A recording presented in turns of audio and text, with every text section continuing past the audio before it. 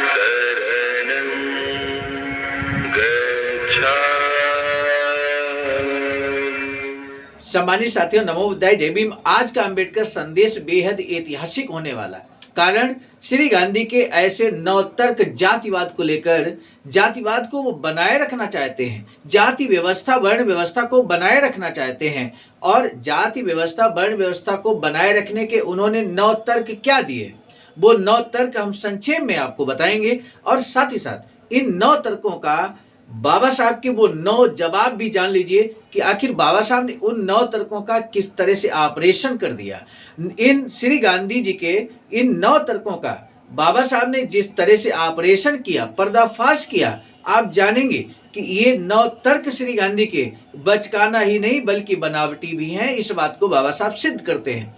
यहाँ तक कि बाबा साहब इस बात को भी कह देते हैं कि श्री गांधी के 9 तर्क जो हैं वो एक ऐसे व्यक्ति के तर्क जैसा है जैसे कि कोई पागल व्यक्ति जब तर्क करता है तो उस तरह का तर्क यहाँ पर सिद्ध कर देते हैं।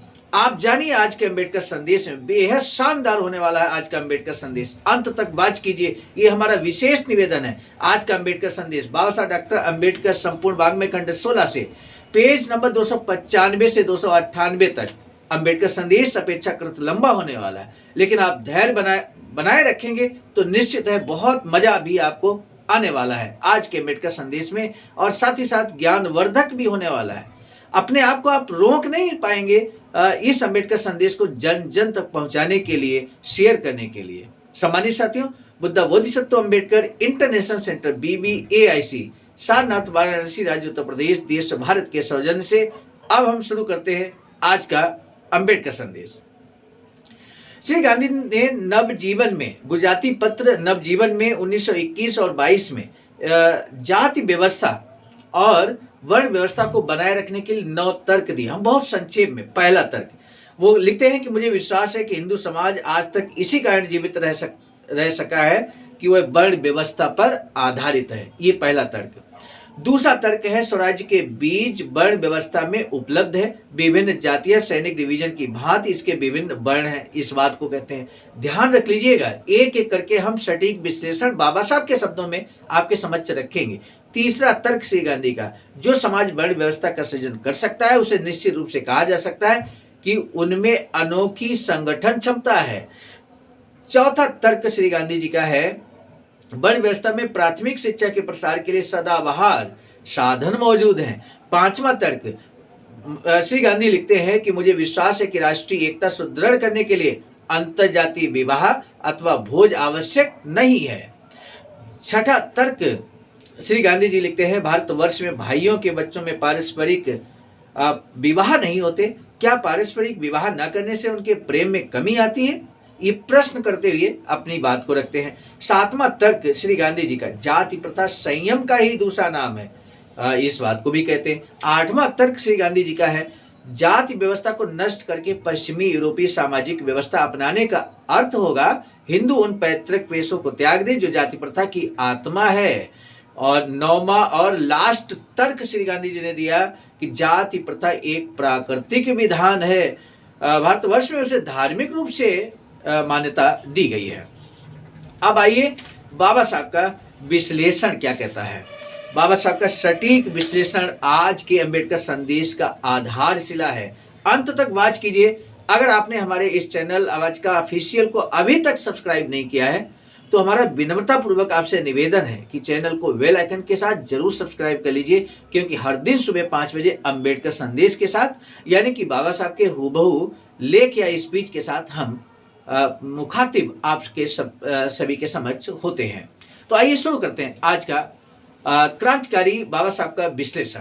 बाबा साहब लिखते हैं कि गांधीवाद का सामाजिक आदर्श जाति और वर्ग व्यवस्था पर आधारित है। इसमें संदेह नहीं कि इन दोनों के रहते गांधीवाद का सामाजिक आदर्श लोकतांत्रिक नहीं है। चाहे जाति से अथवा वर्ण से, दोनों में से किसी की भी तुलना की जाए, वे दोनों ही मूल रूप से लोकतांत्रिक नहीं है। ये तो कुछ ठीक भी होता यदि गांधीवाद जाति व्यवस्था की पुष्ट दृढ़ता और ईमानदारी से करता, परंतु जाति व्यवस्था के पक्ष में उनकी वाकपटुता बेहुदा तर्क है। जाति व्यवस्था के पक्ष में गांधी जी द्वारा दिए गए तर्कों को कसौटी पर कसने पर हम इसी नतीजे पर पहुंचेंगे कि प्रत्येक तर्क यदि बचकाना नहीं तो बनावटी अवश्य है, जिन्हें इसी अध्याय के द्वितीय खंड में दिया गया है। इसी अध्याय के द्वितीय खंड के 9 तर्क हमने आपके समक्ष अभी अभी रखे। अब उनका ऑपरेशन बाबा साहब करेंगे और बाबा साहब का हूबहू लेख हम लेकर उपस्थित हैं। बाबा साहब लिखते हैं कि प्रथम 3 तर्क आप ध्यान कर लीजिए। प्रथम 3 तर्कों पर तो तरस आता है। बाबा साहब कहते हैं कैसे? पहला तर्क यह है कि हिंदू समाज आज तक जीवित है। पहला तर्क यह है हिंदू समाज आज तक जीवित है, जबकि दूसरे समाज मिट गए। ये कोई तारीफ की बात नहीं है। इसके जीवित बचे रहने का कारण जाति व्यवस्था नहीं है। बाबा साहब कहते हैं हिंदू धर्म का जो जाति व्यवस्था बचा हुआ है तो उसका ये कारण नहीं, जाति व्यवस्था जीवित रहने का कारण जाति व्यवस्था नहीं है, बल्कि कारण ये थे कि विदेशी जिन्होंने हिंदुओं पर आक्रमण किया उन्होंने इनका सफाया कर देना आवश्यक नहीं समझा। केवल जीवित बच जाना ही शान की बात नहीं है। भाषा कहते हैं जीवित रहने से क्या तात्पर्य है? कुछ लोग बिना शर्त के आत्मसमर्पण करके जीवित बच जाते हैं। कोई कायरता पूर्वक पीछे हटकर पराजय मानकर जीवित रह जाते हैं और कुछ लोग शत्रु से लोहा लेकर अपनी जीवन रक्षा करते हैं। कैसे हिंदू जीवित रहें यदि उन हिंदुओं के लिए कहा जाए कि वे शत्रुओं से लड़कर और उन्हें पराजित करके जीवित रहे? तो श्री गांधी द्वारा जाति व्यवस्था के पक्ष में दिया गया तर्क उचित है।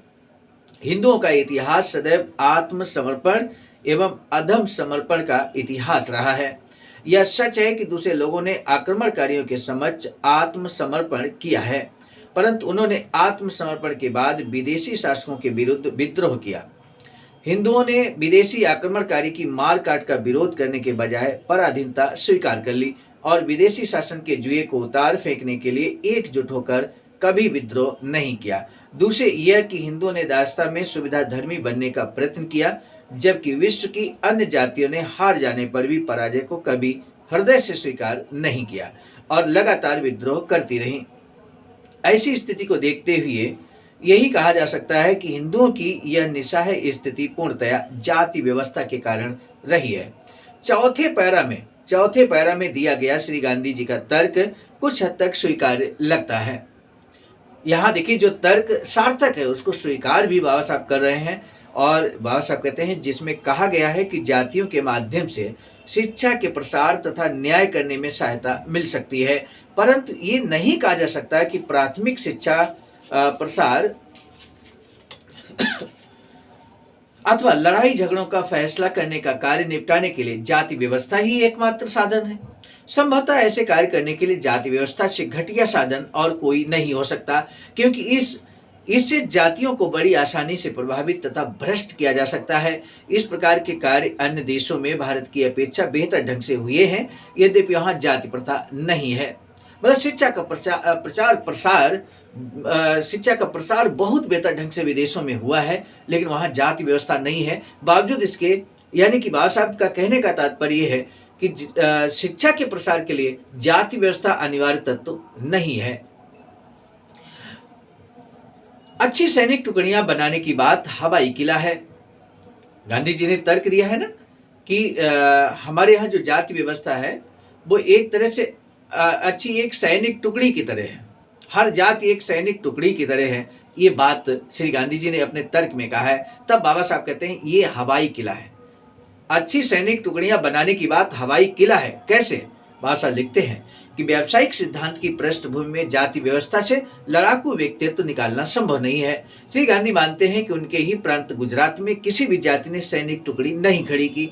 वर्तमान विश्व युद्ध में भी यहाँ के लोगों ने कोई रुचि नहीं ली। पिछले विश्व युद्ध में ब्रिटिश सरकार के एजेंट के रूप में सैनिक भर्ती के लिए श्री गांधी द्वारा गुजरात में भ्रमण करने पर भी जाति प्रथा उन्हें एक सैनिक टुकड़ी नहीं दे सकी। वास्तव में जाति व्यवस्था के अंतर्गत साधारणतया लोगों को सेना के लिए तैयार करने का काम उस समय तक असंभव है जब तक कि जाति व्यवस्था का व्यावसायिक सिद्धांत समाप्त नहीं कर दिया जाता। बहुत सटीक ढंग से बाबा साहब ने यहाँ पर विश्लेषण किया। मेरे साथियों, बाबा साहब स्पष्ट कहते हैं कि ऐसा कौन सा अवसर आया जब किसी जाति की सैनिक टुकड़ी जाति के आधार पर वो सैनिक टुकड़ी बनी हो और जाति के आधार पर सैनिक टुकड़ी ने पार्टिसिपेट किया हो।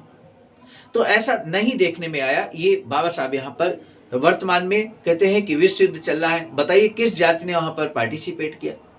नहीं किया। यानी कि कोई जाति सैनिक टुकड़ी कैसे हो सकती है? बाबा साहब आगे लिखते हैं कि जातियों के समर्थन में गांधी जी द्वारा पैरा 5 और 6 में 5 और 6 यानी कि तर्क नंबर 5 और 6 जो अभी हमने आप जिक्र किया था, तर्क नीरस है। श्री गांधी जी का ये 5वां और 6ठा तर्क नीरस है और स्वीकार करने योग्य नहीं है। क्यों स्वीकार करने योग्य नहीं है, अब जानिए। पैरा 5 में दिया गया तर्क जिसमें अंतर जातीय सहभोज और विवाहों का खंडन किया गया है, यानी कि सहभोज और अंतर जातीय विवाह का खंडन किया है श्री गांधी जी ने, तब बाबा साहब कहते हैं ये सही तर्क नहीं कहा जा सकता, क्योंकि ये सही है कि परिवार एक आदर्श इकाई है जिसमें सभी सदस्यों में पारस्परिक प्रेम व्यवहार होता है। यद्यपि उनमें पारस्परिक विवाह नहीं होते, परिवार में पारस्परिक विवाह नहीं होते एक ही परिवार में, ये बात बाबा साहब कहते हैं। लेकिन ये माना जा सकता है कि वैष्णव परिवार के सदस्य सहभोज नहीं करते, परंतु तब भी उनमें पारस्परिक प्रेम और स्नेह बना रहता है। इससे क्या साबित होता है? इससे ये साबित नहीं होता कि सहभोज और पारस्परिक वैवाहिक संबंध बंधुत्व स्थापित करने के लिए आवश्यक नहीं है। इससे ये साबित होता है कि जहाँ बंधुत्व स्थापित करने के और भी साधन हैं, जैसे कि पारिवारिक बंधन की चेतना, वहाँ सहभोज और पारस्परिक विवाह संबंध आवश्यक नहीं है। परंतु जाति और परिवार में कोई संगति नहीं, इस बात से इनकार नहीं किया जा सकता कि अंतर जातीय खान पान और शादी व्यवहार वर्जित नहीं है। इसलिए अंतर जातीय खान पान और विवाह संबंध आवश्यक है, क्योंकि जातियों के बीच संपर्क सूत्र नहीं है, जबकि परिवार के विषय में अन्य संपर्क सूत्र मौजूद हैं। वे जिन्होंने अंतर जातीय सहभोज और विवाह के विरुद्ध प्रतिबंध लगाने पर जोर दिया है, उन्होंने इसे सापेक्ष मूल्यों का प्रश्न बना लिया है। उन्होंने इन मूल्यों का स्तर बढ़ाकर सकल मूल्यों तक लाने के प्रयास नहीं किए। श्री गांधी इसे करने वाले पहले व्यक्ति हैं। अंतर्जातीय सहभोज अच्छा नहीं है, चाहे उससे अच्छा परिणाम क्यों ना निकले, क्योंकि किसी के सामने भोजन करना उतना ही गंदा काम है जितना शौच करना। जाति व्यवस्था का बचाव अन्य लोगों ने भी किया है, परंतु ये पहला अवसर है जिसमें मैंने देखा है कि श्री गांधी का तर्क इतना लाजवाब है, इसे सुनकर कट्टर से कट्टर सनातनी हिंदू कहना चाहेगा कि ऐसी बुद्धि वाले श्री गांधी से भगवान बचाए। इसे स्पष्ट है कि श्री गांधी कितने पक्के रंगे रूढ़िवादी हिंदू हैं। वो एक कट्टर से कट्टर हिंदू को भी मात कर गए। इतना ही कहना पर्याप्त न होगा कि श्री गांधी अपने तर्क में आदिम गुफा सभ्यता से भी पीछे चले गए। ये तो वास्तव में किसी पागल व्यक्ति के तर्क जैसा है। श्री गांधी ने पैरा 7 में जाति व्यवस्था के पक्ष में जो तर्क दिया है, नैतिक बल के निर्माण में उसका कोई महत्व नहीं है। निसंदेह जाति व्यवस्था मनुष्य को उस स्त्री के साथ सहवास करने से रोकती है जो उसकी जाति की नहीं है। जाति व्यवस्था मनुष्य को किसी अन्य मनुष्य के घर जो उसकी जाति का नहीं है बना भोजन कर अपनी भूख मिटाने से भी रोकती है। यदि नैतिक मूल्यों का उद्देश्य इन बिना सोचे समझे प्रतिबंधों से पूरा होता है, तब जाति व्यवस्था को नैतिक व्यवस्था स्वीकार किया जा सकता है। परंतु श्री गांधी ये नहीं देखते कि हिंदू जाति व्यवस्था में साधारण प्रतिबंधों के रहते एक मनुष्य को अपनी ही जाति में सैकड़ों स्त्रियों से विवाह करने और सैकड़ों स्त्रियों के साथ सहवास करने की पूरी छूट है। हिंदू धर्म किसी मनुष्य को अपनी ही जाति के लोगों के साथ क्षुधा मिटाने की असीमित छूट देता है। 8वां तर्क पूरे प्रश्न की जान है। 8वां तर्क पूरे प्रश्न की जान है, पूरे अंबेडकर संदेश की जान है। मेरे साथियों, जानिए जरूर। बाबा साहब लिखते हैं कि पैतृक प्रणाली अच्छी या बुरी हो सकती है। कुछ लोग इससे सहमत होंगे तो कुछ लोग असहमत भी होंगे। प्रश्न यह है कि पैतृक व्यवस्था को वैधानिक सिद्धांत का रूप क्यों दिया जाए, इसे अनिवार्य क्यों बनाया जाए। यूरोप में इसे वैधानिक सिद्धांत का रूप नहीं दिया गया है और न अनिवार्य किया गया। यूरोप में लोगों को पूरी स्वतंत्रता है कि वे चाहे पैतृक व्यवसाय को अपनाएं अथवा छोड़ें। ये कौन कह सकता है कि अनिवार्य व्यवस्था स्वैच्छिक व्यवस्था की अपेक्षा अधिक कारगर सिद्ध हुई है। यदि भारत के लोगों की आर्थिक स्थिति की तुलना यूरोप के लोगों की आर्थिक स्थिति से की जाती है, तो शायद ही कोई समझदार व्यक्ति इस आधार पर जाति प्रथा को माने, क्योंकि बार बार व्यवसाय बदलने पर नए नए नामकरण हो जाएंगे। यह मुश्किल है। ये आवश्यकता तभी पड़ती है जब किसी व्यक्ति को उसके व्यवसाय के नाम से जाना जाए।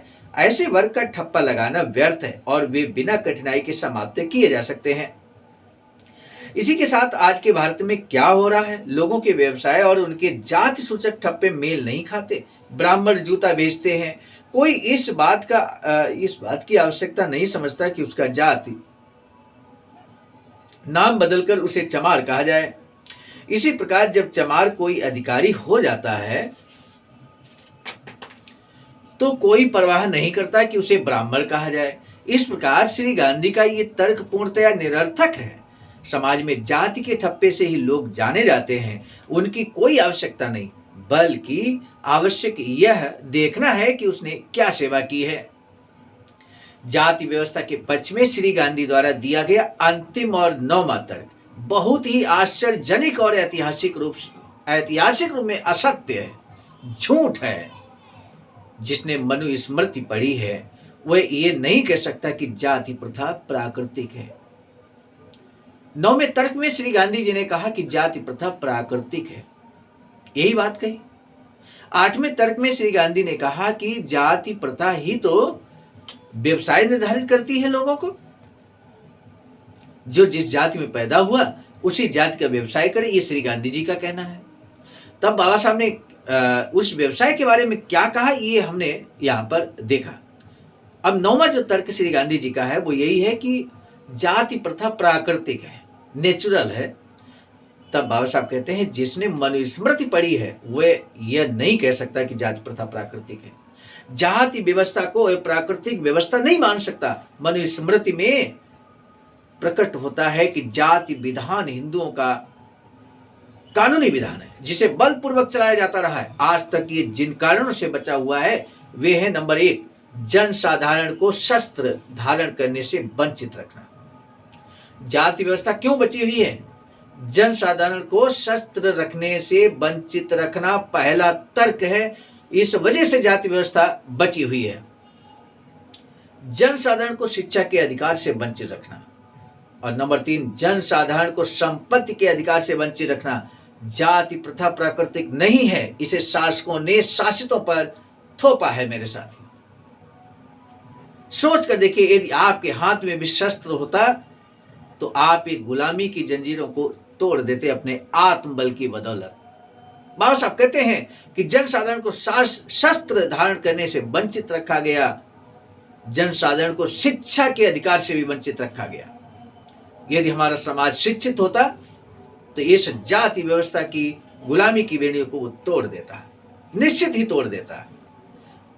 तीसरा कारण बाबा साहब बहुत स्पष्ट कहते हैं कि हमें संपत्ति रखने से भी वंचित किया गया।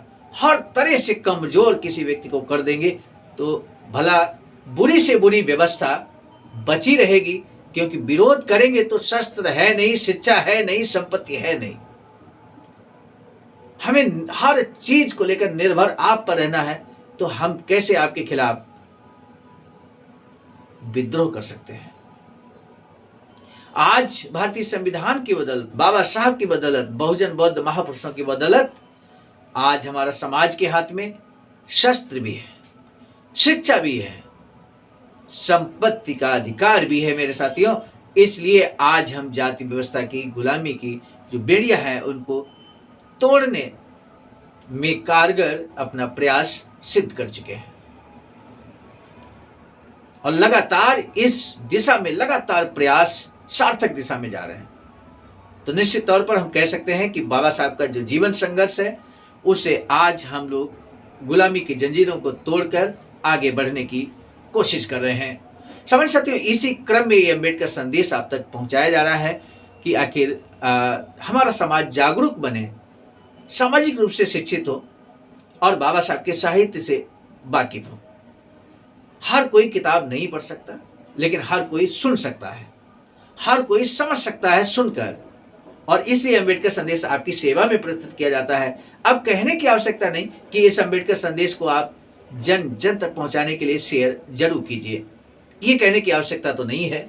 सम्मानित साथियों, आज के अम्बेडकर संदेश का महत्वपूर्ण यही प्रश्न है कि आज तक जो जाति व्यवस्था और वर्ण व्यवस्था बची रही वो किन 3 कारणों की वजह से बची रही? अभी अभी हमने इसका जिक्र किया, आप जरूर इसका आंसर कीजिएगा। आज के अम्बेडकर संदेश को अब हम यहीं पर रोकना चाहेंगे।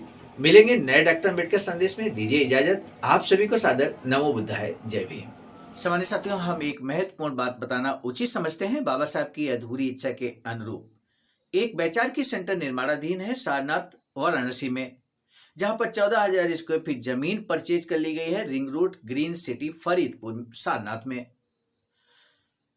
वैचारिक सेंटर के प्रशासनिक ब्लॉक का निर्माण कार्य कंप्लीट हो चुका है। शानदार बेहतरीन प्रशासनिक ब्लॉक का निर्माण पूर्ण हो चुका है। आगे अब मुख्य भवन को बनाने की बारी हम सबकी है और इस हेतु आप दिए गए अकाउंट नंबर पर अपना अमूल्य योगदान कर सकते हैं।